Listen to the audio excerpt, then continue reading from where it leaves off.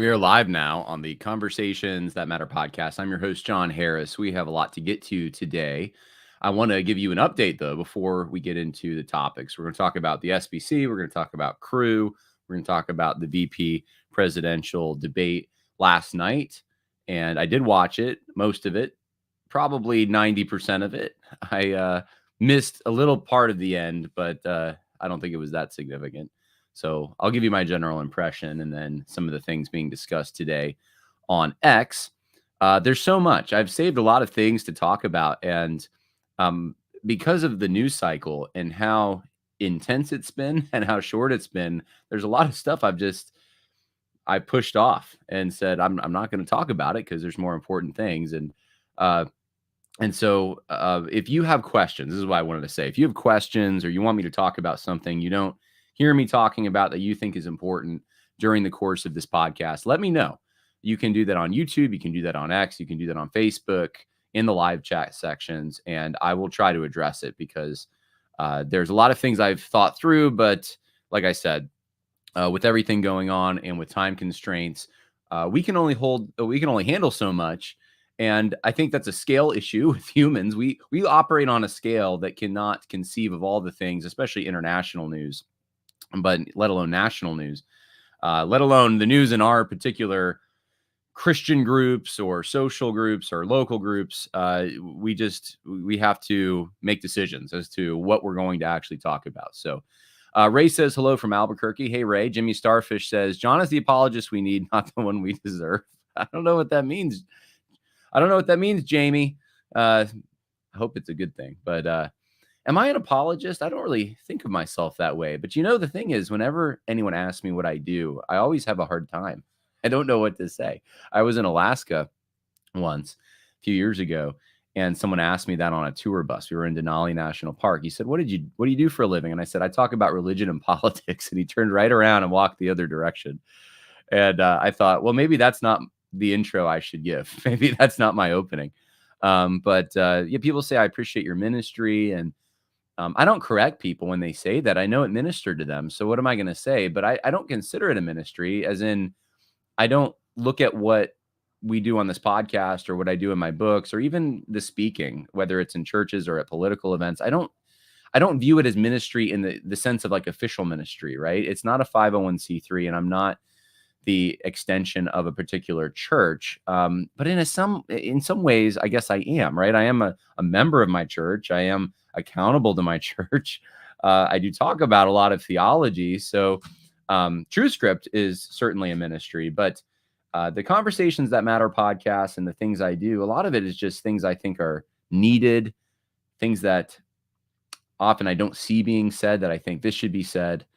And I think I've described it before in the podcast. It really is.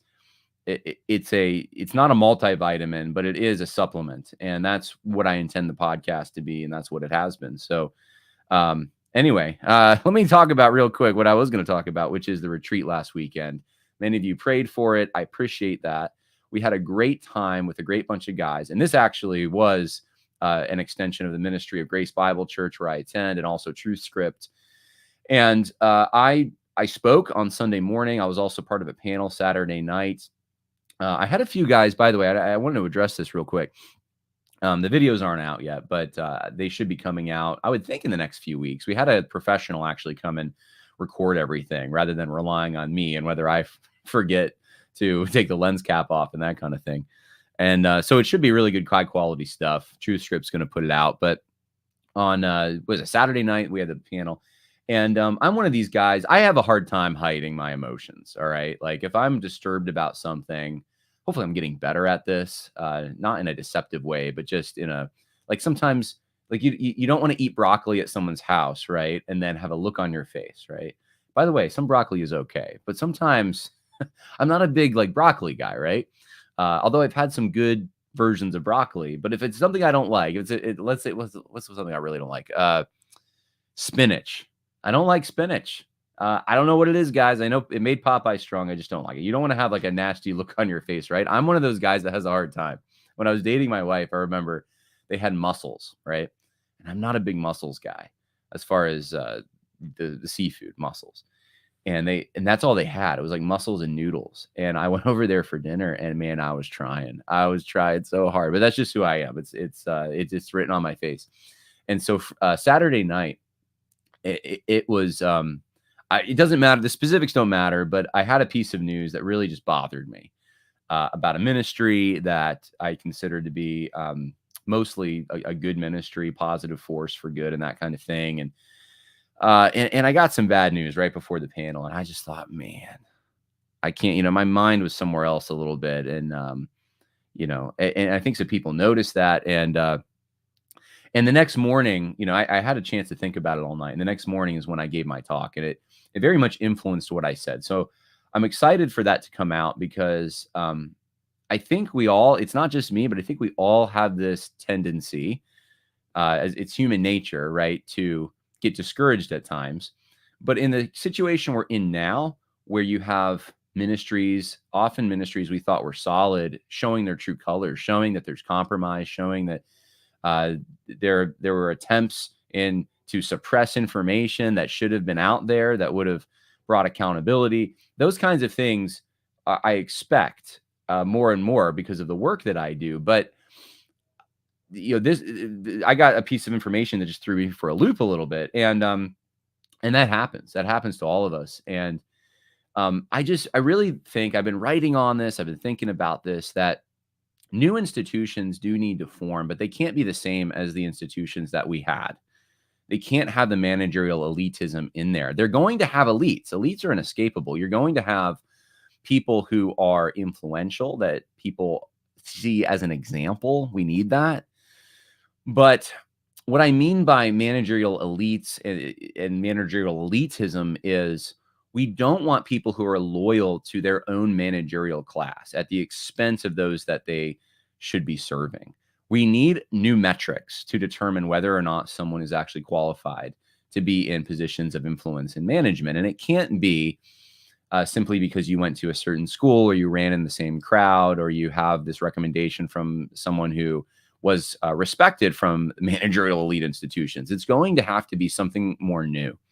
And it's something a lot of us are thinking about and writing about. And it's at a time when the internet and AI is also rising in influence. And so there's many working parts to this, but it's going to have to be based on something older than this weird managerial elite moment we're in. It's going to have to be based on virtue. And that's what I talked about quite a bit. And contrasting neo-evangelicalism and their willingness to syncretize with worldly philosophies in order to gain supposed influence with the actual pursuit of real influence and real power. And that doesn't come with a compromise that syncretizes. You can't do that and gain influence. There's going to be compromises in a political sense, but they can't be compromising ones where you infiltrate yourselves with the thinking of the world. That's not going to happen. That can't happen. And that's what's been happening for years. Taking business principles from the secular world that are mostly about manipulation, taking psychology, taking social justice activism ideas, and then just fusing them with Christianity. That's what we've been living in for, I think, a lot longer than most of us know. And that's one of the reasons we did the retreat. And we're doing other events through TrueScript. We want to raise up men, some men you've never heard of, but you need to, because these men aren't the managerial elites that are riding the conference circuit, that you don't know who they actually are. They're not the Steve Lawson types. They're people who are accountable in their local churches, who aren't going from church to church, messing the churches up. I don't know how many people reached out to me, by the way, after the Steve Lawson thing. And we're like, oh yeah, I could see that. Here's a story of him losing his temper, multiple stories like that. Or here's a story of, have you seen all the churches that he's gone through and how kind of he's just poisoned to a church. He goes into these churches. It doesn't work out. He hops from church to church. He never really wanted a pastor. He just wanted to preach.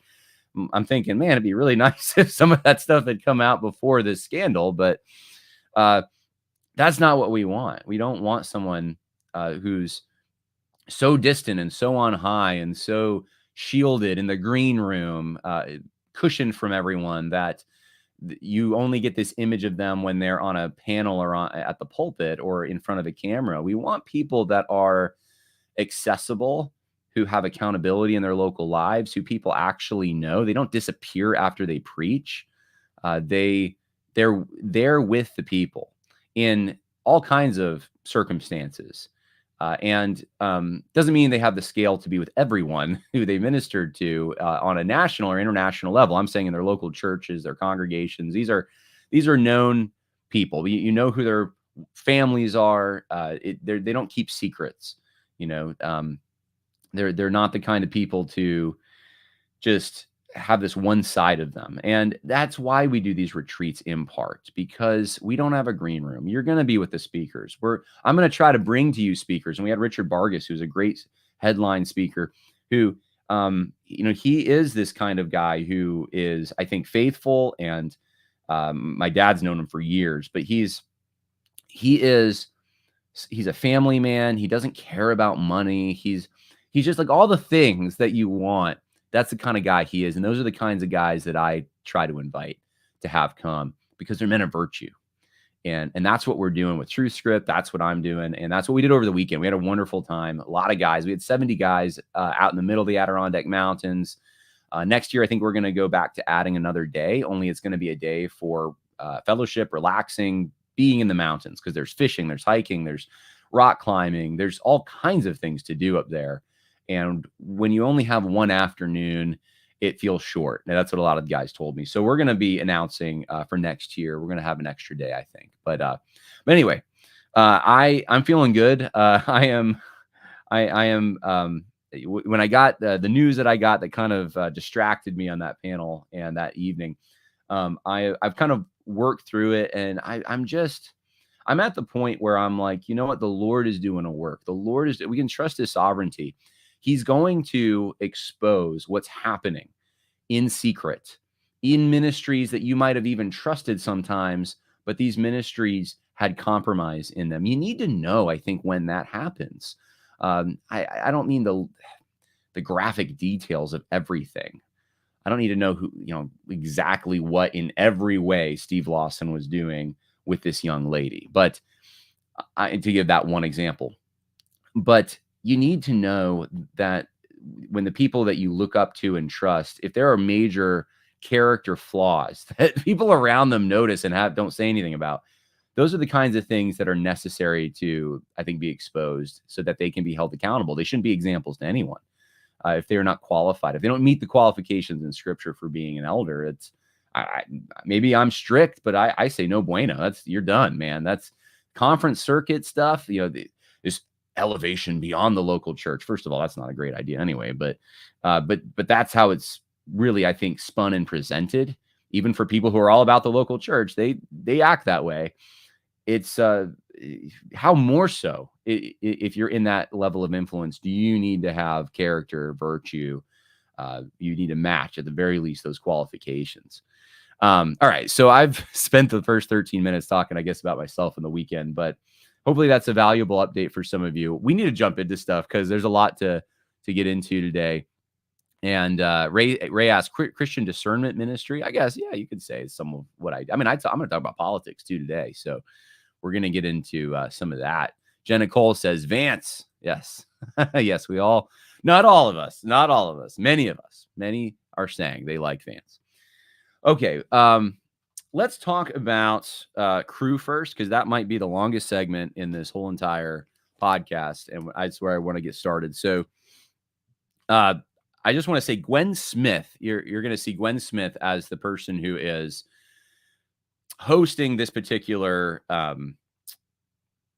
don't know what you even call it, meeting. It's a Zoom meeting. It's an all crew Zoom meeting. And this happened, I think, last Friday. That's why someone else recorded it for me. It's the quality is not the greatest, but you'll be able to hear at least. And Gwen Smith, for those who don't know, is the U.S. National Director of Oneness and Diversity.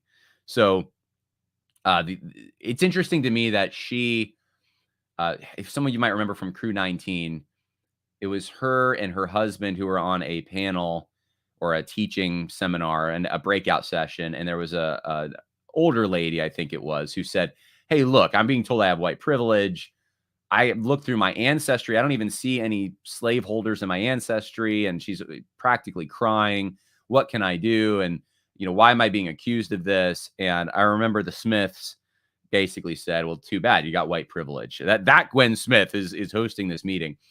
And I see that as somewhat symbolic or interesting that they're giving her that position in a meeting like this, because I think it sends a message that this is important to Crew, that this isn't going away. The oneness and diversity stuff, the social justice stuff you don't like in Crew, it's not going to go anywhere. Those people are still there, and this is evidence of that. And so they do talk about a number of things. I don't want to get into all of it, but I will show you a few things first. There's this is not a major thing compared to what we're going to talk about, but there is this section on the diaspora. And I thought it was interesting because it wasn't defined initially, but then it was. And I thought, wow, this is an interesting way to talk about immigrants, migrants, people from other places that are new to the United States. It used to be, just a few years ago, this would be under the banner of diversity. This is diverse ministry, or this is even couched in terms of racial reconciliation. And this is part of Revelation 7 ministry, where the body of Christ is going to look different. And usually you'd be beaten over the head if you were a white guy for your racism, if you objected, let's say, to ministry funds and being totally rerouted to these endeavors, and people being guilted into having to take this posture of just listening. They can't even engage in a common ground of biblical interpretation because there's these superior perspectives from these diverse people groups. You know everything I'm talking about. This was the DEI CRT stuff. Well, there, I think that it's like a PR person, like, was determining all the language in this particular, well, really all the presentations, and this one's no exception. So let's talk about this first. This is see if I put some timestamps down. We're going to talk a little bit about, I guess, this diaspora. And what can we change in that? So that's where we're at right now. We're very much in the midst of it, of beginning that phase 2. So with that, I'm sure there's a lot of questions in that, but would be happy to answer those that I know now. But I would love to pass it to Angela, because as Gwen mentioned, she's going to give us an update on the diaspora working group. Thanks, Amanda. Appreciate that. So I'm Angela Knejan, and I'm Chief of Staff with U.S. Digital Strategies. Live in Orlando, Florida, and I'm going to be giving you an update on the working group's purpose, our members, and a little bit more about the vision and background of the project. So in a few ways, we really served as an extension of the U.S. field team, led by Abraham from Crew City. So with one of the U.S. field team's common strategic priorities being that of reaching the diaspora, we really were asked to build a strategic roadmap that collectively builds movements in the diasporic communities in the United States. So as a group, we've been calling our proposal Win, Build, and Send in, among, and through the diaspora. Our working group members were people from different parts of the ministry that have been serving in or are a part of the diaspora community. And I learned a lot from working alongside those leaders. So we had leaders from City, from Athletes in Action, from Family Life, from Campus, U.S. Capacity, and Jesus Film. So we met as a group of 8, and we really took into consideration not only our audiences, but also our practitioners and the support structures that are out there and that other people have utilized in ministry related to ministry in, among, and through the diaspora. So that's what we've been calling it. Win, Build, and Send in, among, and through the diaspora. Those are a lot of prepositions. I'll tell you more about it. As I was talking with Angelina from Jesus Film, who also serves on the project, one of the things she observed is we really spent around 50 hours of strategic planning, brainstorming, analysis, and proposal development.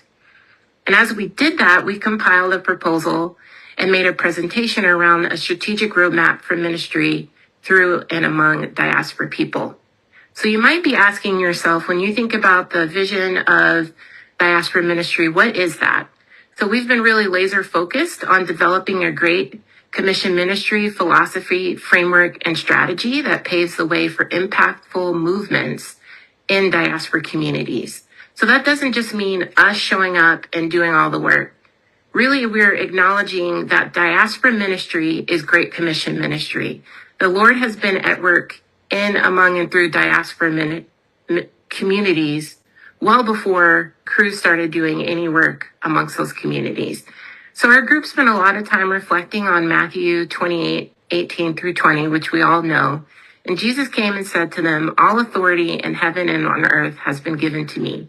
Go therefore and make disciples of all nations, baptizing them in the name of the Father and of the Son and of the Holy Spirit, teaching them to observe all that I have commanded you, and behold, I am with you always to the end of the age." So I read that and spent some time on that passage because we spent a lot of time reflecting on that. This is about making disciples in, among, and through diaspora communities. So it's an invitation of belonging to a community of transformation and growth into the likeness of Christ as we make disciples. And we don't just make disciples amongst ourselves, we cross cultures and we minister to those around us. And God is really a God who is on the move. That was the big thing that we talked about. Dr. Sam George is someone who talks a lot about that God has built his kingdom through the dispersion of people. So our group focused a lot on what does it look like to nurture cross-cultural relationships, identifying shared narratives within the diaspora, and mutual resourcing that we can take action hand in hand to holistically help fulfill the Great Commission. Some people warm the seats and hear stories but do nothing about it, but Jesus is on the move. He is still walking on water, calling people out of the desert to be ambassadors of his kingdom. One of the things that compels us in ministry is other people brought the gospel to us. They cross cultures. And really, Jesus is a great culture crosser, and that brought a lot of perspective to our work as we thought about the background of this project. God has always spread his kingdom through people crossing cultures. And so out of that gratitude that we have for others crossing cultures, we want to cross cultures to share the gospel. So what is the diaspora? It's the spread and dispersion of people from their original homeland. The diaspora is made up of both first and second generation people, and it's a part of all of our stories.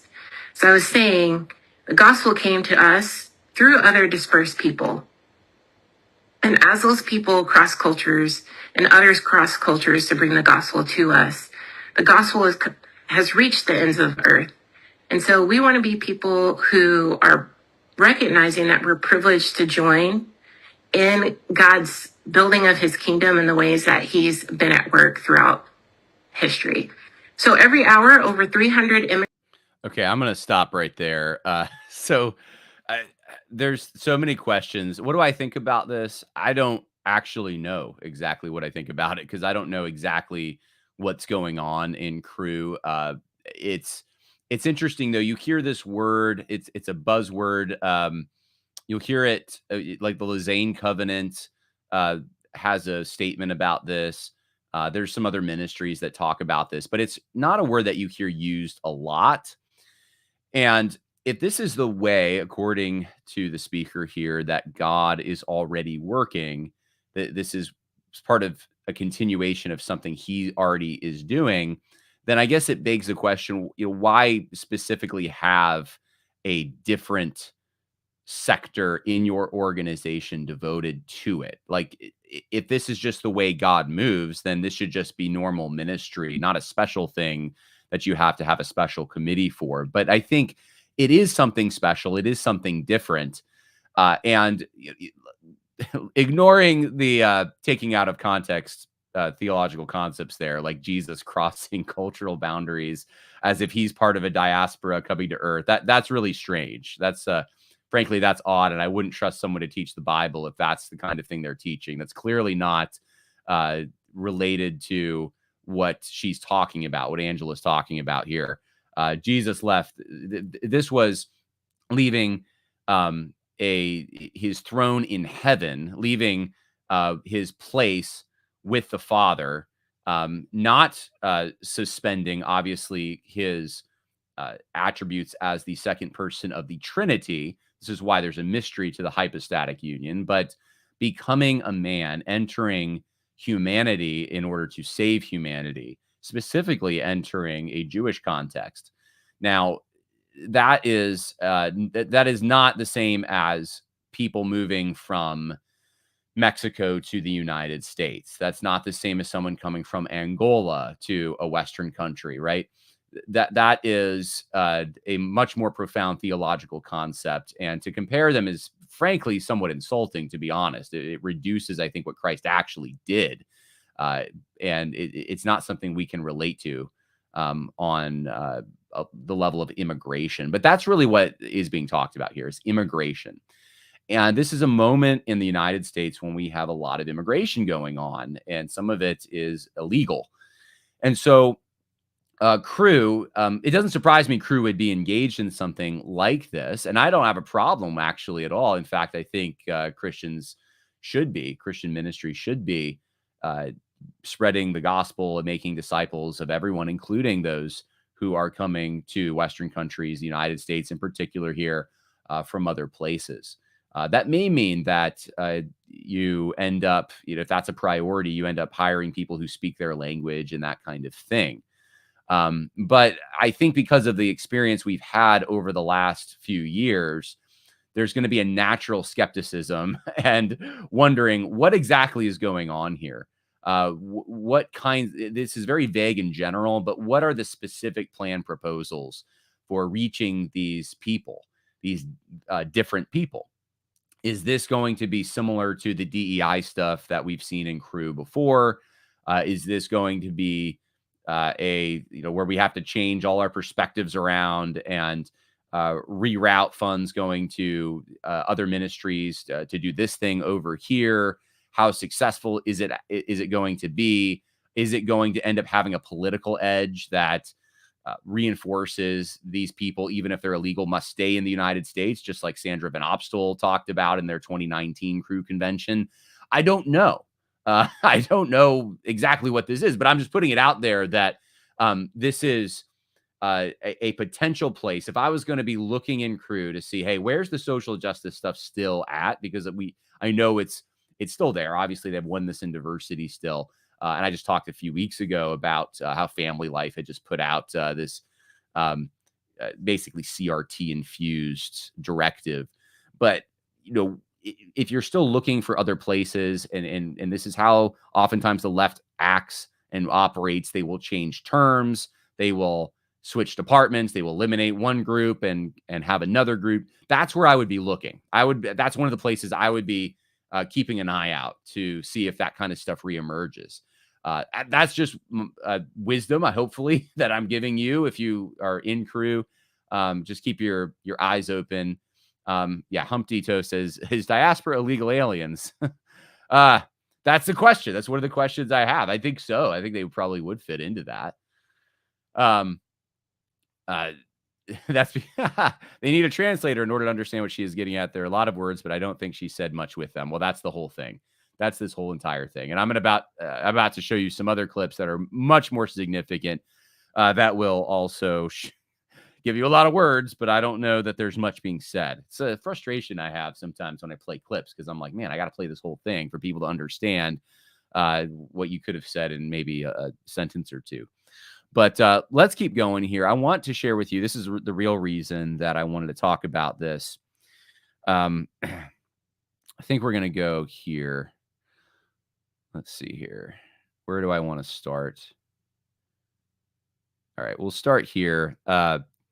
This is the Theological Development Department talking about the Compassionate and Faithful Curriculum, which, as you know, if you listen to this podcast, I did a long podcast on it, is a curriculum that is very influenced by Preston Sprinkle, which is very subversive to Christian teaching on sexuality. And you can go back and watch the podcast I did. Well, here's what they're saying about it. And they give a reaction to some of the critiques that they've received. Thank you, Gwen. You're kind. I apologize for my voice. I'm a victim of the COVID resurgence, day 4 here, but looking forward to visiting here for a few minutes. One important skill that you and I can develop as missionaries is learning to pay attention to the questions that our audiences that we minister to are asking. I first learned this from missiologist Tim Tennant. And Tennant encourages us as missionaries to listen to the questions both the non-Christians we're reaching out to and Christians that we're ministering to are asking. And he says that as we do this, we'll see recurring questions to which we can relate the good news of the gospel. This is great advice. And it's also one of the factors that led us to develop the compassionate and faithful learning experience. There are a lot of questions today in our culture around sexuality and gender. And as missionaries to families, high school students, college students, military, professionals, athletes, and more, you and I find ourselves on the leading edge of these questions. And over the past couple of years, we've had a chance to journey together through the compassionate and faithful learning experience. And I want to thank you for engaging in this learning experience with us. Based on the feedback you've given us, it's clear that all of us feel better equipped to navigate LGBT plus questions in a way that's compassionate toward people and faithful to the teaching of Scripture. But we've also encountered some challenges in our journey as well. I want you to notice something here. And I think I was trying to look up, I think this is Keith Johnson, if I'm not mistaken, who you're listening to, who's he's the director of theological development at Cru. Hope I'm not wrong about that. The picture seems to line up, but this is a little fuzzy here. Anyway, this gentleman here, correct me if I'm wrong, if someone's from Cru in there, this gentleman who is in charge of, in some capacity, theological development at Cru, listen to the words he uses here, because I think that there is so much PR and HR talk, really. This idea that it's a learning experience.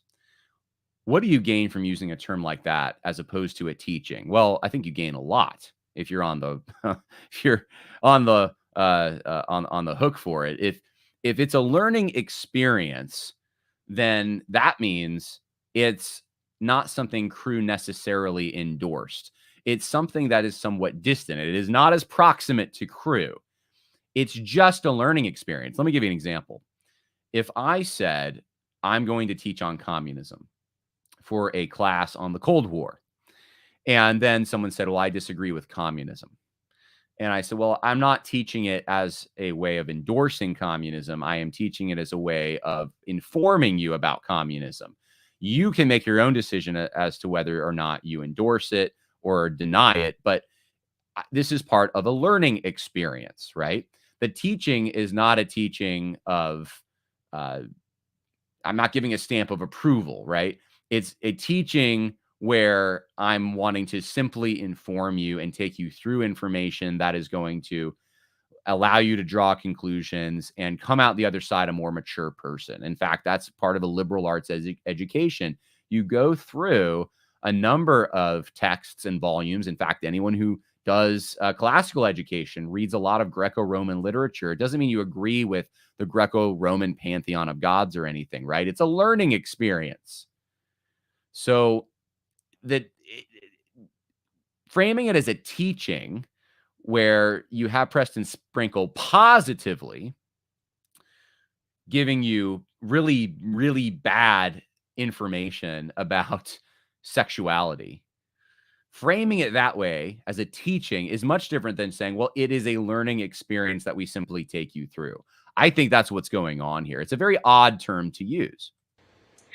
In response to public criticism, a number of us have received questions from ministry partners about Cru's approach to sexuality and gender.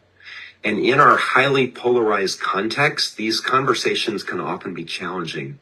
And I want to offer just a little bit of perspective on that. First, I think it's critical for us to have a learning posture towards questions and criticism. James reminds us in chapter 4 that God opposes the proud, but he gives grace to the humble. And it's natural to feel discouraged when we get an email asking us questions. I know that I have, but I've also learned to receive those emails and communications as a gift. I'm grateful when a partner cares enough to reach out to me and give me a chance to represent Crew's approach to them. And I often remind myself in these conversations that our partners personally are wrestling with some of these same kinds of questions in their family, maybe in their church and communities. Our team has tried to take a learning posture towards criticism, even when it's not communicated in the most gracious way. And I think one of the things that criticism has done for me is it's really pushed me back into the scriptures to reflect on my understanding of what God has taught us about creation and sin and salvation. And I also try to remind myself that one day we're not going to be standing at the judgment seat before critics, but before our Lord Jesus Christ, and that we want to be faithful to his teaching, both in our manner and in our message. Okay, a few comments. Treadle says that learning experience also removes connotations of authority that teaching has, very anti-hierarchical. I think that there's a point to be made there. What you hear, and someone confirmed that this is Keith Johnson, what you hear him saying here is essentially, we want to have a learning posture, and so we welcome those who have constructive criticism. Now, I happen to know that is not the case in any of the circumstances that I am familiar with, which spans probably at least 15 or 16 crew staff over the years, as well as those outside of crew who have tried to keep crew accountable, even those who have gone way up to the top of at board meetings and have attended board meetings. What he's talking about here could not be further from the truth, from everything that people within crew have told me. In fact, not long ago, someone from crew actually reached out to me and told me that I don't know, I can't give too many specifics because they haven't allowed me to give, but I think I can speak in generalities here and say that they are hurting from criticism, my name being one of the names mentioned, and that anyone who would even associate in any way, which means even having a conversation with me, even having a suspected conversation with me, they don't even have to have the conversation, that gets them in hot water with crew. And it's a very interesting dynamic because I've watched this over the course of years play out. It doesn't matter if it's lower level, it doesn't matter if it's higher level. Those who criticize crew's teaching materials, or really anything from crew that they've put their stamp of approval on, are viewed as enemies immediately. It does not take long. You cannot ask certain questions. I think the most recent public example comes from World Magazine. And I think Elisa Childers had this couple on her show who was, they were staff at crew. And I have not had them publicly on the show. I have talked to the husband a few times, but it's I'm trying to remember their names now, actually. I should know this. It should be at the tip of my tongue, actually. And I apologize that I don't. The Mundells, that's right, the Mundells, Uriah and Marissa. And they were brave to go public. That is probably the latest public example. But you can go on my YouTube channel and find a number of other interviews I've done. Most of the people I talk to won't do interviews, but from staff. And they all pretty much say the same thing. They're really not able to get that far when they have concerns, and they get the ring around, and it's the HR treatment. And so I think that this gentleman is trying to stave off that kind of criticism and that reputation crew has, and saying, no, that's not who we are. We do accept criticism. We do engage these things. And then at the same time, casting some aspersions on those like myself who have had, I think, some valid critiques of some of the things crew has done, by claiming, well, even when they're not nice about it, we want to listen, even, and we won't be sitting before critics in the judgment. We are going, or standing before critics. We will be standing before Christ. Okay, that's true. That's absolutely true. You will be standing before Christ. Critics aren't the ones that ultimately judge your eternal salvation. I have my own critics, by the way, in crew. They're critical of me. I'm not going to stand before them. But I want you to listen to the way he treats critics. and versus the way he treats Crew, right? And obviously this is coming from Crew, but Crew is open. Crew is this great organization that is being attacked sometimes by people who are just unfair. They're not nice, and we're not going to stand before them. If critics have something valid to say, if there's something Crew messed up on, if this really wasn't a learning experience, but it was what it actually was, which was a teaching that Crew was trying to suppress the knowledge of getting out. They didn't want their donors even knowing about this teaching. And they didn't even want pastors apparently knowing that this is what they were teaching. Where does that place Crew? We're so open to accountability. We're an open book over here. No, you're not. No, that's not how this has been operating since at least 2019, if not before that. So I think there's a lot of deception going on here. I'm just going to call it as I see it. Our team also tries to have a regular practice of reading people who hold differing views than Crew does to see what we can learn from them. And I think finally, one thing that I would love to know who those people are. Who are the people that they read that have differing views than Crew, not in a leftward political direction or social direction, and not from a theologically questionable direction, but like, for example, are they what materials are they using from even a Christian standpoint? Do they use materials that are critical of critical race theory? Which books then? Do they use materials from Bible expositors like John MacArthur? Do they use, in fact, I would expect them to do that, but I don't know if they do.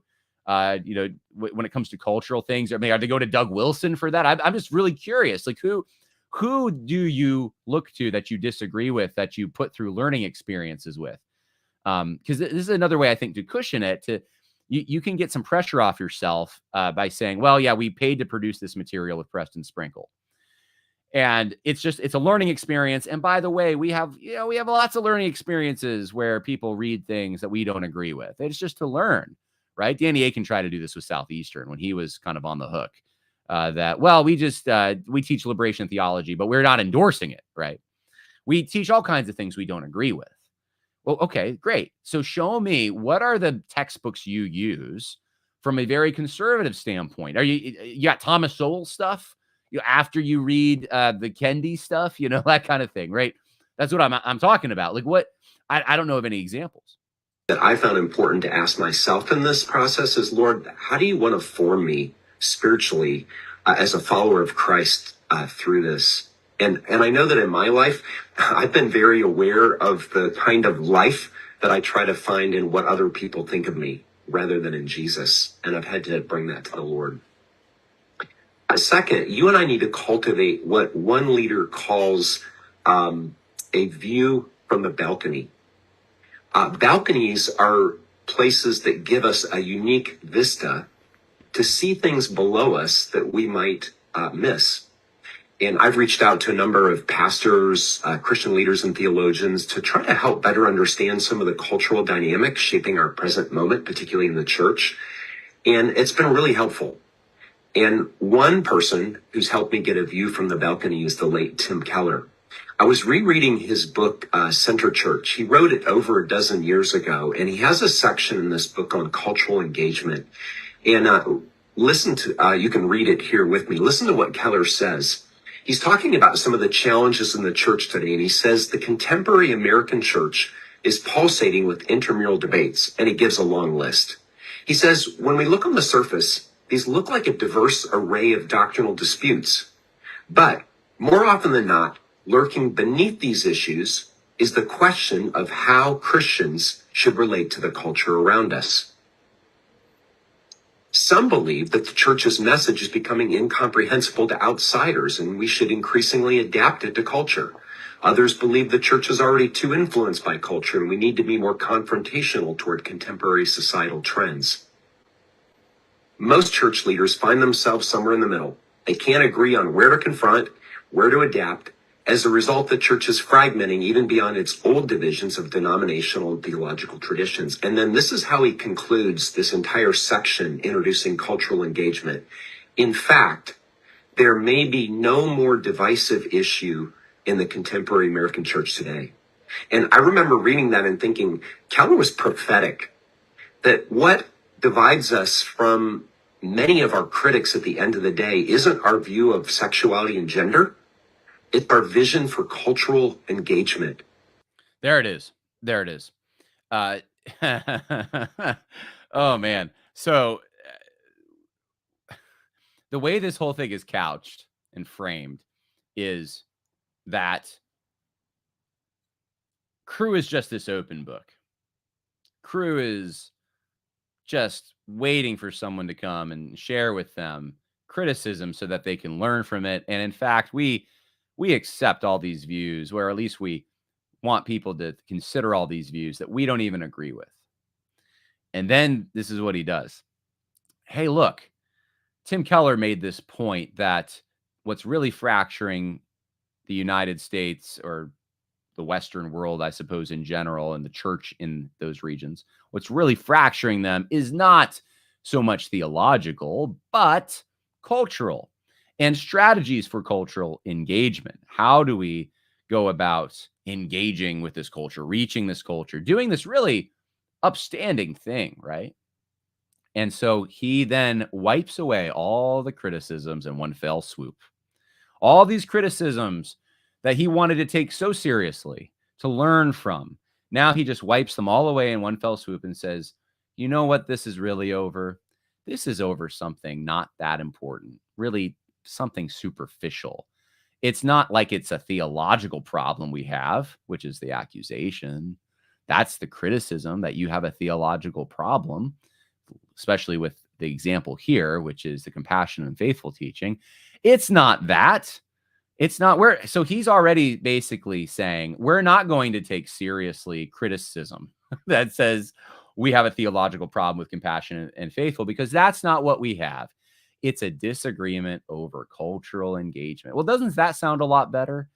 You see red and I see yellow. You want to go out there and preach the gospel, and you want to hand out tracts, and I want to go out there and preach the gospel, and I want to street preach. And someone else might want to do a personal relationship evangelistic endeavor. And these are all different ways. But you know what? At the end of the day, aren't we all trying to engage the culture? Not a big deal. Not a great thing. It's just, that's what's going on here. It's the minimization of the critiques. That's what he's trying to do. He's casting aspersions on the critics. He's minimizing their critiques by putting them in a different category, all the while trying to give you language that makes you think, oh, they're so open. They're so willing to engage. If you have a question, you can really go to them. But those in Crew who have had questions, you tell me whether that's true. I've never had anyone tell me from Crew that they got a response when they tried to share a concern that was anything but suppressing. All right, we got to keep going here, so let's do it. And I think when we're at our best in Crew, we have what I might call a Jesus first approach to culture. Our lead foot is, can I tell you about Jesus? Oh my goodness. How do you even argue with this, right? Now the critics are arguing against a Jesus first approach to culture. Man, that really puts us in a bad light, right? So if you have problems with Crew, you have a problem with their cultural engagement, and their cultural engagement is Jesus first. So you must have a problem with a Jesus first cultural engagement. That's he's giving an argument for not listening to critics, meanwhile saying we listen to critics. Can I tell you about how beautiful Jesus is? Why? Because we believe the gospel is the power of God to salvation for everyone who believes. Third and final perspective I want to share is that going forward, we think it's increasingly important for us to speak in our own theological voice. We're profoundly grateful for those outside Crew who have helped us. But it's critical for us going forward to speak from the scriptures in our own voice. This doesn't mean we'll never use external communicators, but it does mean that we want our organizational voice to be clear. Well, with that perspective in mind, I want to talk a little bit about the next chapter of our LGBT plus equipping. We created the current compassionate and faithful learning experience to provide a way at the same time for staff in every division to have the chance to grow and learn. Now that we've moved through that process, we're actually focused on a relatively small audience of new employees, particularly new staff, interns, and part-time field staff. And that gives us a lot of options that we didn't have available when we were looking for a scalable solution for the whole organization. And so our plan going forward is to integrate our LGBT plus equipping into existing developmental venues like the Institute of Biblical Studies. So I'll give you just one example. Our plan for new staff is that we would help them grow in navigating LGBT plus questions in the context of the Intro to Christian Theology class. All of them take this course as a part of their onboarding. And I'm excited about that. There are several advantages to this approach. First, this gives us the chance to talk about sexuality and gender in the context of all the other major doctrines we share as followers of Jesus. Our understanding of God's good work of creation, the devastating effects of the fall, the redemptive work of Christ, the application of Christ's work by the Spirit, sanctification of the church. Second, this also allows us to speak in our own theological voice, not depending on outside presenters. Third, it gives us an opportunity to have a conversation about sexuality and gender face to face. And finally, we think this is going to provide a scalable, sustainable, ongoing way to help equip our staff. So access to the current Compassionate and Faithful Learning experience will end on December 31st. And we're already in the process of moving forward on the new plan that I described to you with our newest groups of new staff and interns. Alongside of this, we'll continue to think about how we can resource all of us. All right, we're going to end there. So if this teaching is so bad, why not just send it now? But they're not. They're going to continue for the next few months. It's going to end at the end of the year. Okay, whatever. Instead, they're going to take the teaching, the LGBTQ plus whatever teaching, and put it in their introductory theology class, which means that this isn't just a special thing they're going to put all of the crew staff through. This is actually, I don't even know if Compassionate and Faithful was all crew staff. This is for all crew staff, though, now. And I think if you read between the lines, you don't even have to do it between the lines. What he's saying is, we're going to not have Preston Sprinkle involved in the curriculum development. We're going to do our own in-house curriculum development. And this is a way of, I think what's going on here is there's been a lot of criticism. Crew's lost a lot of money. They lost a lot of donors. And one of the criticisms lately has been you're partnering with this Preston Sprinkle guy. And so this is a way to distance themselves and say, no, we're not going to be with him. But I'd be curious, and I'm sure many of you will, to see, okay, what are they going to put in their intro to theology then? They're not admitting any wrongdoing. They're still using the curriculum. But for crew staff who are entering crew, what's that going to look like? You're going to have to see, I guess, because I don't know. Is it going to be the same kind of teaching that's now everyone has to take? And it's more hidden because it doesn't have that label on it? Or is it going to be different and they're just never going to admit that they really messed up theologically on this? I think this was a pathetic and I don't know, insincere, I guess. It comes across as insincere, but it's a pathetic and weak attempt to deal with this problem. They should just be honest. We're getting rid of it. We got a lot of pressure. It's theologically bad, and we're sorry. We apologize to crew, but nope, that's not going to happen. It's our critics are disagreeing with our Jesus first cultural engagement principle. Oh my, oh my, oh my. All right, one last thing. Let's go to the end here. Mark Gothier, who's the president of Crew, talks about some things. He talks about criticism.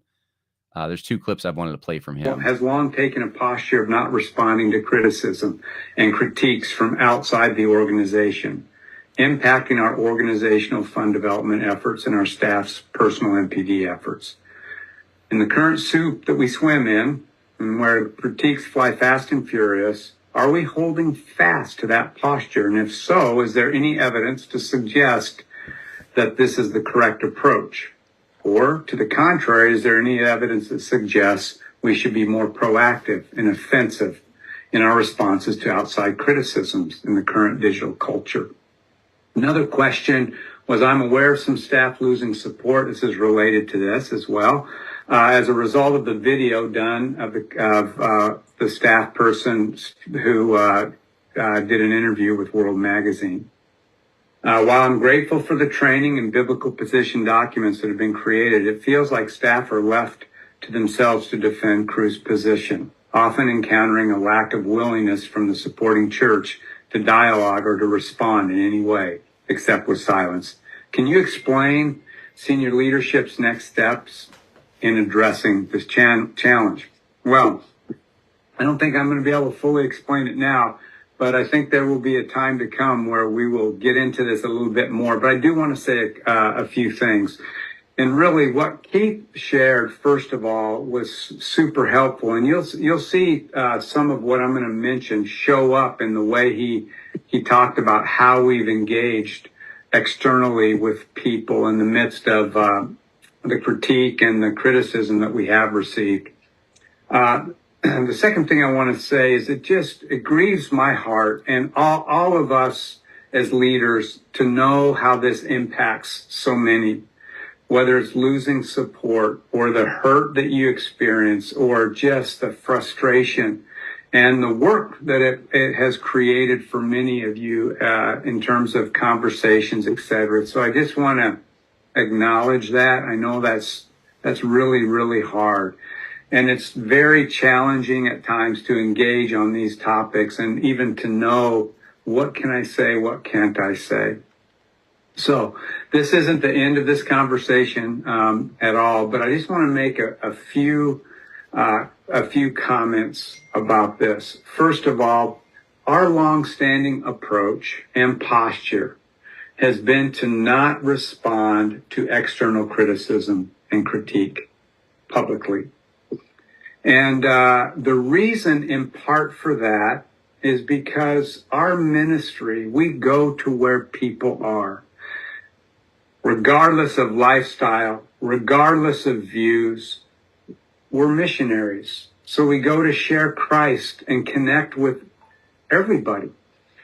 We found that trying to have dialogue publicly really loses the nuance and the sensitivity that we feel is very important to what God has asked us to do. I will say there is a significant team of people gifted in communication and our theological development team that we're regularly evaluating. Is there another approach that we need to have in this context? So while we've had this historical practice, it doesn't mean that we're not thinking about what is the best way to both communicate our posture and our position. And that's really what Keith was getting at when he said, you know, a lot of times what we're finding, and in this particular topic, is really it isn't so much about the theology. It's not about the position, but it's really around top issues related to posture. And that's not to say that other people are wrong and bad and don't have a good posture. It's just to say that we hold dearly in our hearts and our practice the calling to communicate the gospel to everybody. And that puts us in a situation over the years where we are open up to criticism and critique. And what we've gone through it's been significant over the last few years, but it's not unusual. Historically, there have been many times where because of what we're doing to engage with people, there has been significant feedback. Now, we think it's super important that we do engage the feedback. And Keith made some important points by saying, number one, we always want to be people with a posture of humility, and we want to learn. Our ministry is relational. We are incarnational in what we do. And what that means and what we found is that the most effective way to engage our critics has been primarily in the context of relationship, personal conversations.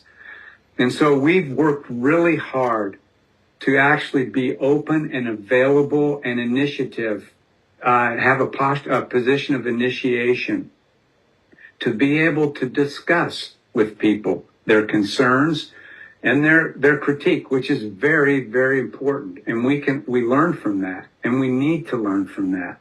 At the same time, our general approach to this it's been very favorable. By and large, it helps people to understand what we are trying to do and understand our position, but also appreciate our posture. Now, I'm not going to say that this always works out for us, but a lot of times it does. The second thing I want to say about this is we believe in that spirit that all of us are the best asset we have for communication and connection. And I know there's a tension here because we recognize we may not be adequately resourcing you to have those conversations with the people with whom you're relating with that have concerns or critique. And our strategy has been to provide for you what you need so that you can engage appropriately with people. So I want to say two things in closing on this. Number one, if you need help in responding to questions or concerns about crew, please reach out to your supervisor, and they can connect you with people in your specific ministry who can best come alongside of you. And we always want to do that. We've also worked with all of our ministry's leadership and our MPD team to help make sure we've got resources to help you field questions. And obviously we're available to partner with you in that. Second, we are continuing to evaluate if, one, we need more resourcing and support for all of us. And when at our next update, may have the opportunity to share a little bit more about how this is working out for us and what we're seeing in terms of moving forward. But I know there's a lot we could say about that. I just want to say thanks for the questions. Thanks for your engagement. And we're confident the Lord is in this. He's given us an incredible mission. As Keith said, we're a Jesus first ministry. Okay, I think that's the relevant part. There's a lot of words there and not much help if you're in crew, unfortunately. You're not going to be able to HR or PR yourself out of this. This is basic stuff. When it comes to compassionate and faithful teaching, it really comes down to, do you believe what the Bible teaches about human sexuality and gender? And if you don't believe that, or you're subverting it in your teaching, then you can't just PR your way out of it by putting a good face on it and saying crew is great and rah, rah, rah. You can't cushion it or use a mechanism like, we're going to just have relationships and conversations and that's going to solve this. These aren't tools that actually address the root issue. And I don't think they're using those tools. I don't know. The people I know in crew who have voiced concerns about these things, they end up getting shunned. They're not the kind of people that just have crew tripping all over itself to reach out to them in these relational ways. Oftentimes when I hear this, I think wine and dine, right? Like I remember Danny Aiken, I think did this somewhat. And I know he does this to other people. I know this about Southeastern. I can share this. When he gets criticism, that is one of his go-tos, is like, come on down to Southeastern. We'll put you up and we'll treat you well, right?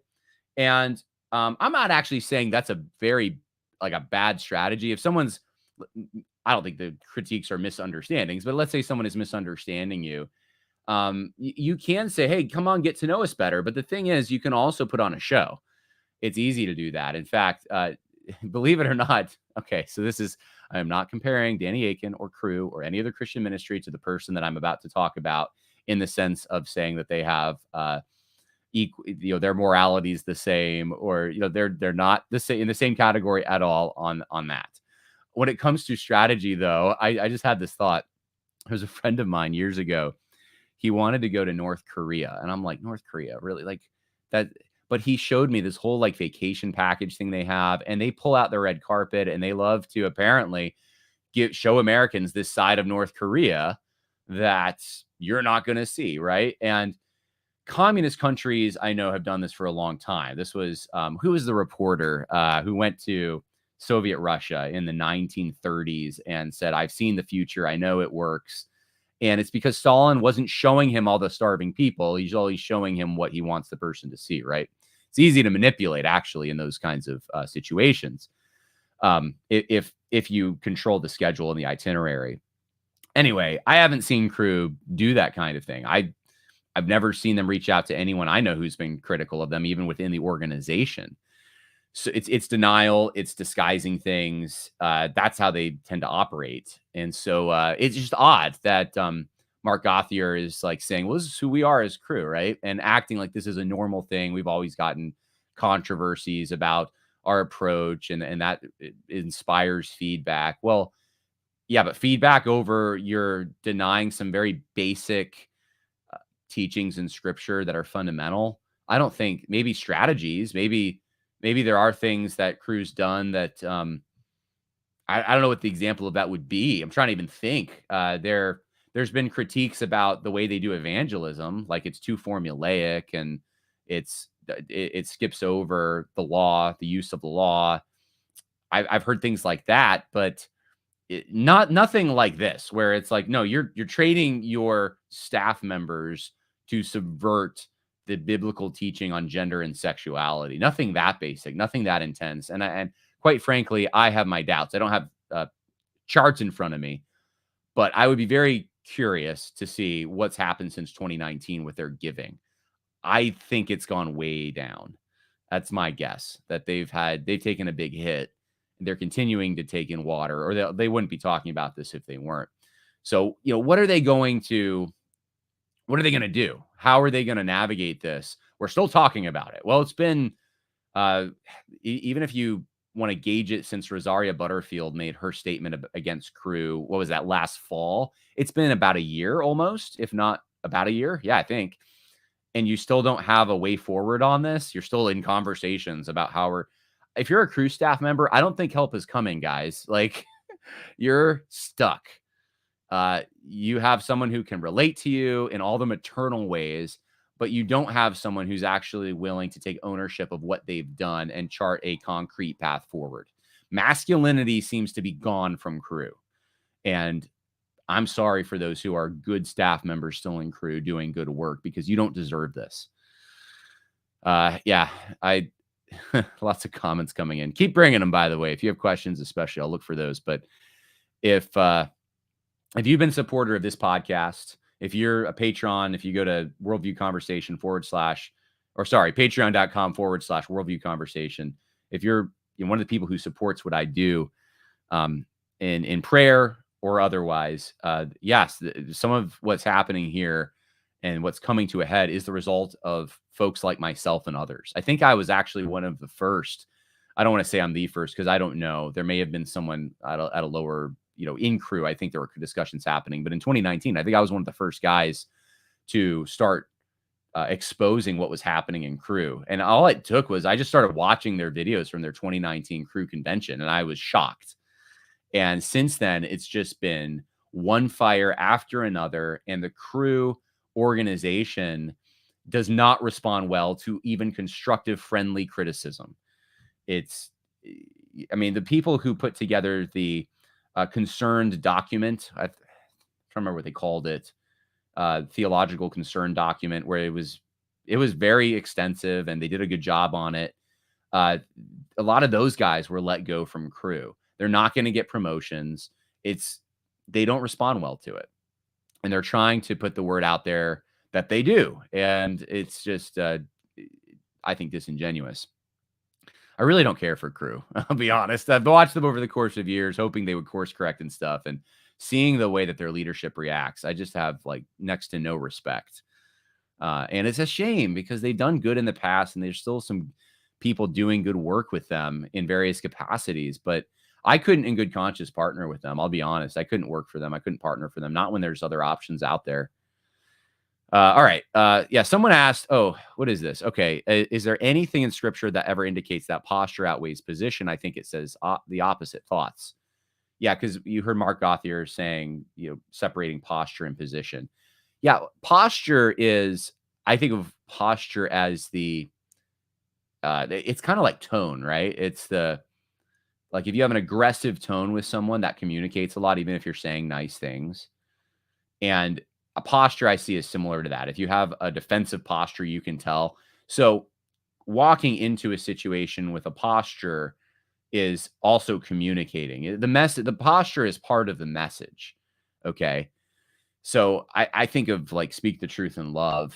Like you should have a certain disposition. If you could say the same thing to someone who's unruly or is faint-hearted or is weak, but you're going to possibly take a different posture, which means a different message too. You could be saying the same theological truth, but the message changes in the sense that you're going to be nouthetic towards the person who is unruly.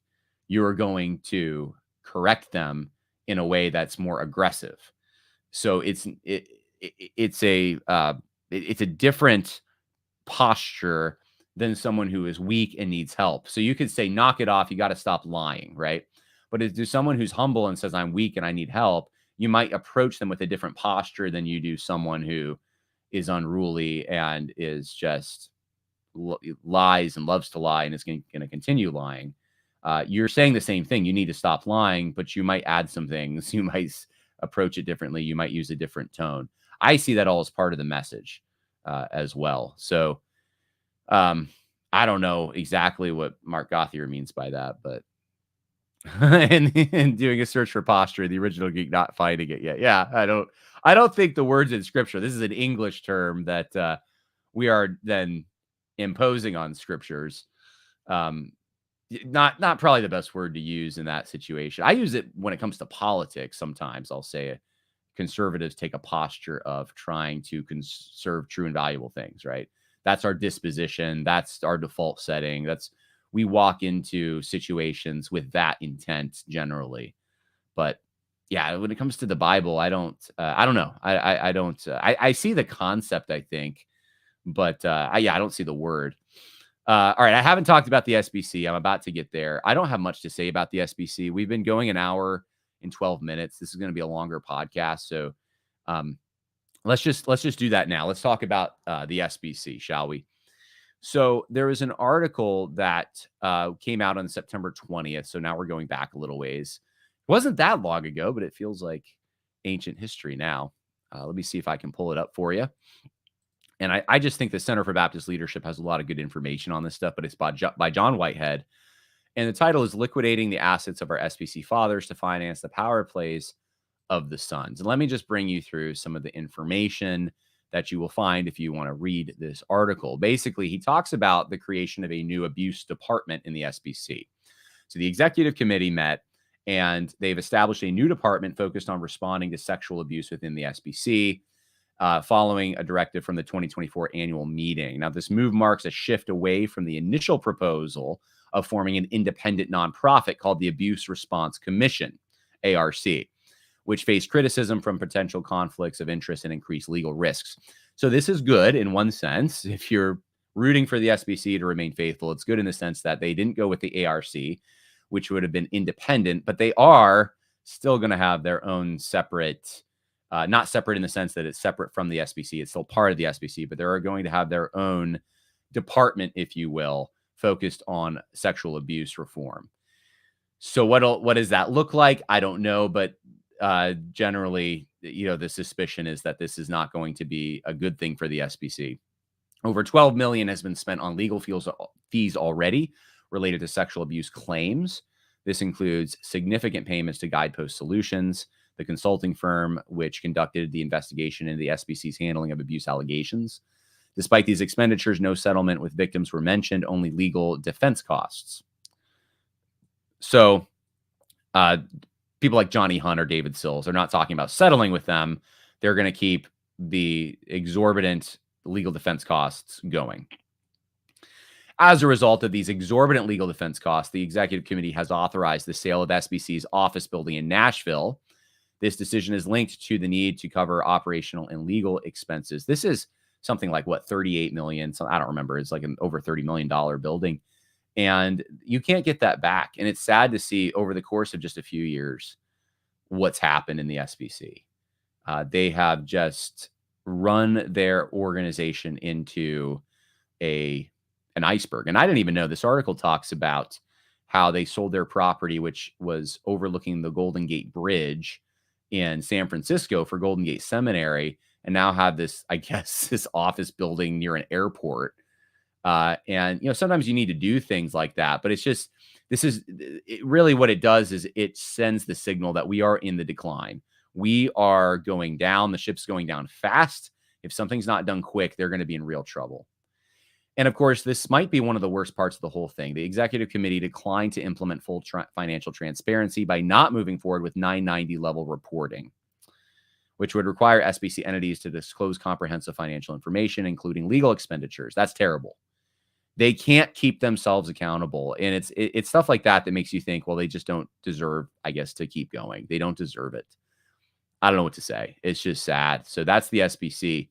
I would say, yeah, I mean, I know guys like William Wolf and guys at Center for Baptist Leadership, I think are going to want to see some positive developments, and they're going to look at some of this and say, well, it's not as bad as it could have been, which is, I think that's really that's the positive takeaway, is it could have been worse, but it's still going in the bad direction. And I think that it just seems to continue that every year.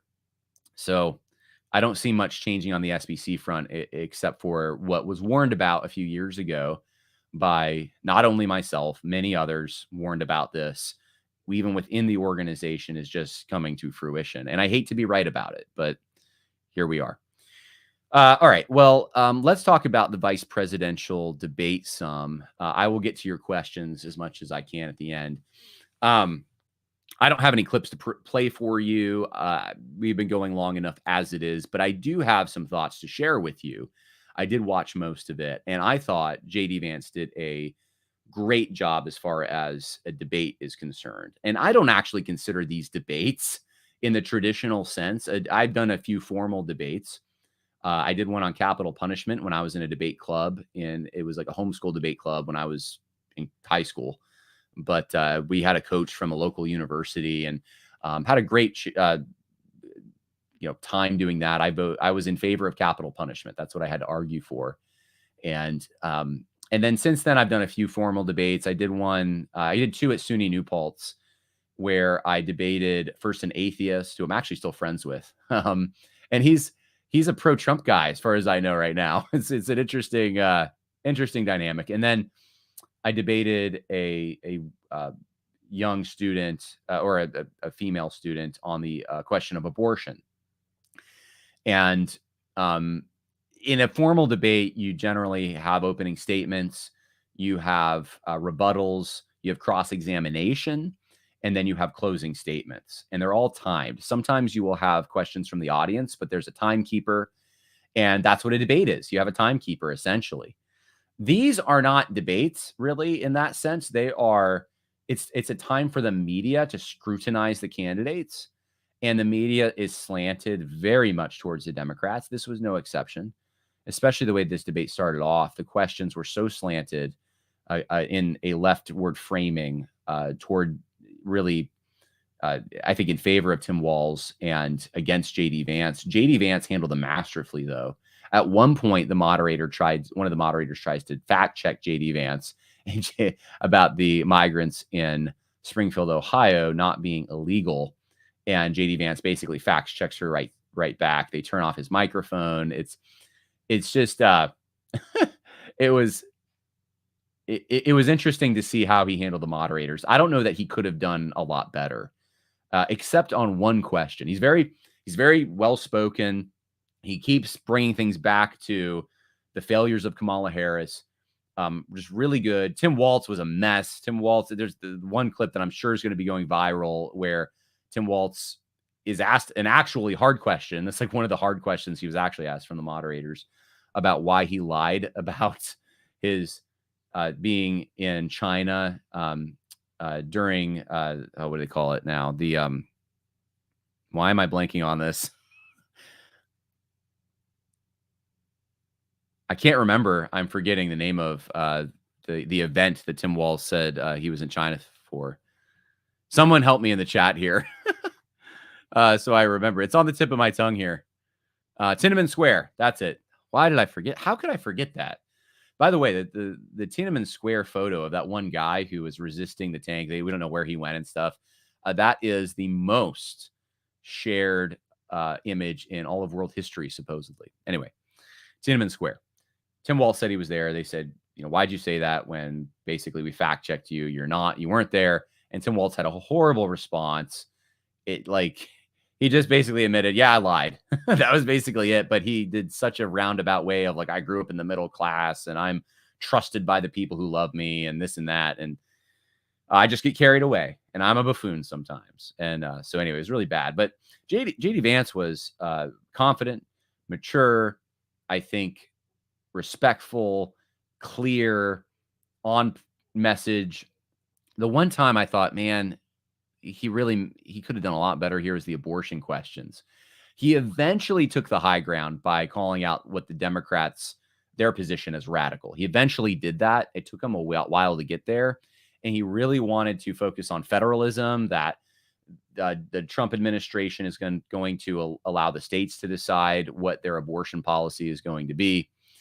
And that's who he's running with. He even said himself he was surprised that Ohio voted against his own perspective on this issue, which I thought was good that he said that, because at least he's admitting, look, I have a perspective on this, which is more pro-life, yet I have political constraints that even affect me in my own home state that don't allow me to push the policies that I want in the most aggressive ways. I have to take a defensive posture on how far we've already pushed the needle as pro-life, anti-abortion people, and I have to make sure that we solidify those gains. That's basically what I heard him say. We're going to solidify the gains made by the Trump administration on Roe v. Wade, overturning it with the Dobbs decision. And we're not going to go past that. Politically, probably a wise move, I would guess. But morally speaking, I think that he could have done a lot better job trying to take the high ground and still admitting, like Tim Walz is bringing up all these victims, women's names who have been victims of this or that, 12-year-old who was raped and now she's got to carry this baby. And he could have made the point that the reason you do not hear the names of the millions of children who die as a result of abortion is because they never have a chance to actually get a name. They are never named. And while Tim Walz pulls up these few examples, there are millions of children who are dead because of murder. As soon as you shy away from this being that issue, and then I think that you lose the moral high ground. Even if it's an unpopular position to take, you have to keep the moral high ground on a political level. I think these are just John Harris's unadulterated thoughts on this particular subject. I do think you do have political reality, and so this is one of the things I wanted to talk about with the political reality thing, because I've seen some people online not like it when I say that. Especially people who really want a hardcore anti-abortion agenda, which I also want. So here's what I have to say about that.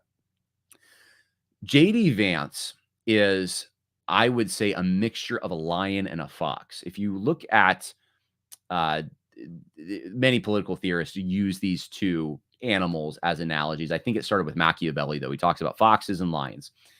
And the Democrats typically put up foxes. In fact, I can't really think of a Democrat candidate who wasn't a fox. If they would have nominated someone like Kennedy, they would have had a lion on their hands. But they don't tend to nominate lions. They nominate foxes. Foxes are sly. They see traps coming. They set traps for others. They're cunning. They know how to gain power and hold on to power.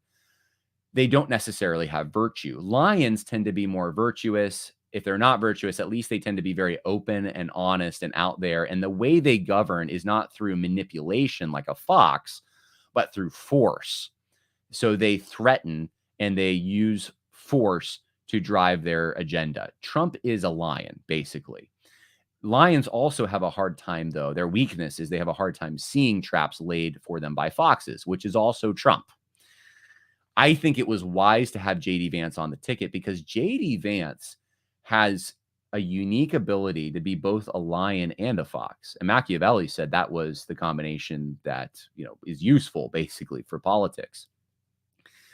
JD Vance comes across as confident that he's going to hold on to policies that he believes in. But at the same time, he understands the political reality that he has to deal with. And as a result of that, he knows where the lines are. He knows what not to talk about, what questions not to answer directly, and where to really hammer the other side. Democrats get into positions of leadership, and what they do once they have them is they end up driving their own agenda. So they will even engage in lying, right? They'll tell you what you want to hear. Kamala Harris and Tim Walz are doing this right now on things like fracking and gun rights. They want to run to the right a bit. They want to be perceived as moderates. Kamala Harris has all these great ideas, which for some reason she can't implement now. This is all part of trying to outfox the American people by presenting themselves as moderate. If they can just gain power, then all that moderation is going to go out the window and they will push their radical agenda. That's what we've seen. That is the pattern. Republicans don't tend to be that way. They tend to be lions, and they tend to, they say that these are their policy positions. They oftentimes are unrealistic. They get into office and they have to go through negotiation procedures, and they hardly ever are able to accomplish what they set out to do. They're foiled by the foxes. So the first thing for Democrats is power. That's the fox's first aim, is power, power, power. If you don't have power, you can't do anything else. Your agenda is meaningless. All the high and noble goals you have for doing good public policy, all of it meaningless unless you have one thing: you need power. So let's try everything we can to get that power. Once we have power, then we worry about that. That's the Democrats. That's their approach, and it's worked for years. And the Republicans tend to be more principled, and this is what I'm going to do. And if it hurts me or not, I'm going to hold on to this. And we respect that. We admire it, but it gets you to oftentimes to the beautiful loser category. I think JD Vance, and he did admit this, I think he is much more pro-life. He said it as much. The voters of Ohio disagree with me. He is a fox, though, too. He's got that side of him where the most important thing right now is gain power. If you don't have power, you can't do anything on the pro-life front. So what do I expect? I expect if Trump and Vance get into office, that they are going to be pushing the needle in a more pro-life direction. I do think that. I don't expect you to have to think that or believe that. I expect, though, I think that Vance is a fox on this, and that it's not just with that issue, with other issues too. I think, for example, they asked him, how are you going to deport all these, the people that are here illegally? And he gave kind of a roundabout answer. Well, we're going to start with criminals, and then we're going to change the incentives so that migrants aren't undercutting the American people. Trump's talked about the greatest deportation in history and all of this. Vance is a fox. Trump is more lion. Trump is going to talk that way because that's the goal he's shooting for. That's what he's going to do. And he's also a business guy. So you create goals that just seem that move the needle in your direction. You try to shift the Overton window. And then when someone comes to the negotiating table, you moderate. That's how Trump has always operated. And sometimes a fox can use that strategy, but I think in Trump's arsenal, that's like his one trick. That's what he always does. Vance, I think, is more cunning in a good way. Like, he's more prudent. We'll put it that way. He's more prudent. And I think on an issue like that, he's not going to come out and say something like that will probably cost them some votes. but he will try to address the problems that people can relate to in their own life. And look, he's dealing with a population that is much of the population is very ignorant. Much of the population also is evil and selfish. And unfortunately, in a democratic system, you have to appeal to that in order to get elected. In order to get power, you have to somehow convince enough of those people to vote for you. This is why democracy, some people have a lot of reservations about it, and people are questioning it more and more. If you have a public that is not virtuous, how do you get virtuous leaders? How do you get the whole thing eventually breaks down. You have to have a virtuous public for democracy to work. And we don't have that. So I think under the circumstances, everything that Vance is dealing with, I say he did a good job. And I'm not going to kick the guy when he's down. I voiced my disagreement with not taking the moral high ground sooner on the abortion question, because this is murder. We should treat it like that. But I think overall, Vance did a pretty good job given the circumstances that he's in. So I'll take any comments on this, and we'll go from there. All right. Yes. Thank you, Dr. Bob. Tiananmen Square. I don't know why I don't know. Sometimes maybe I'm getting older. Maybe I'm having Biden moments. Wouldn't that be bad? I need to get more of the Chuck Norris's drink mix, because it seems to help with the memory, But Tiananmen Square, man, that's one of the most pivotal in Chinese history. That is, I know someone actually from China. I was talking to them about this, and it's just one of those things that stands out in their history, like that one time where there were cameras and people kind of whisper about it, but it's like erased from the official histories and stuff. They don't even talk about it, but it was such a big event. People still know about it. Let's see. Someone says an Act Blue ad came up asking for Kamala donations on this YouTube channel. That's great, because they're just wasting their ad money. No one's gonna donate who's a listener of this show. Vance's closing statement was exceptional. That he actually said, "Whether you vote for me or Tim, I want you to succeed," or something to that effect, is a 100% class act move. I loved it. That was really good. Trump did that as well, to be fair. He said he was going to lock her up. Oh, I think we're talking about Hillary. He said Mexico was going to pay for the wall, and it would be huge. That didn't happen either. Yeah, there were things in the Trump administration that didn't happen.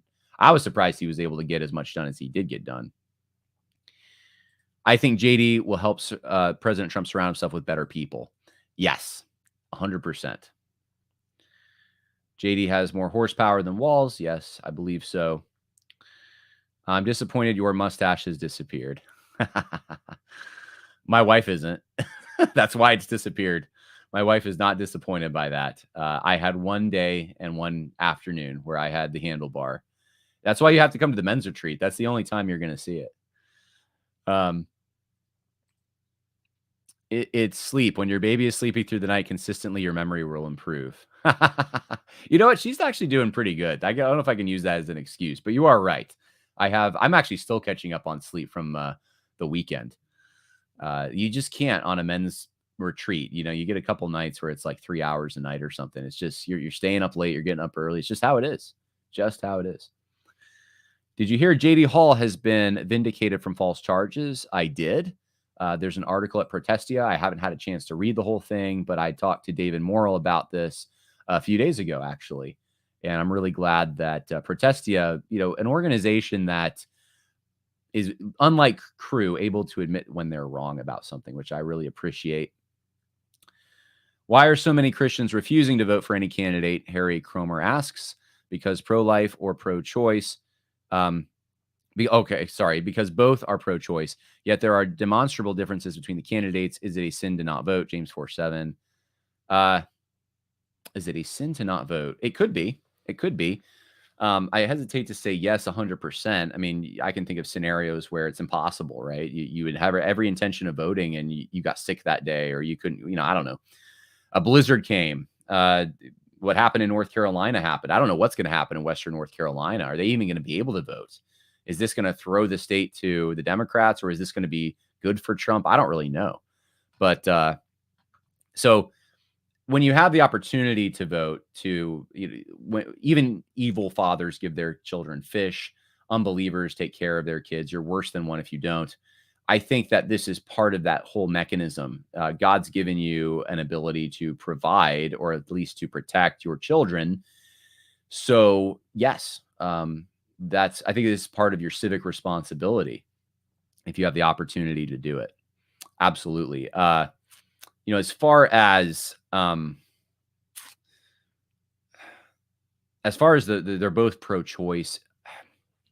I've talked about this before. I don't want to beat a dead horse on the podcast, but there are two things I think to remember. The first is, yes, there's a lot of other issues. This isn't the only one. There's issues that will directly affect your children who are born in this world, and you need to think of those issues as well.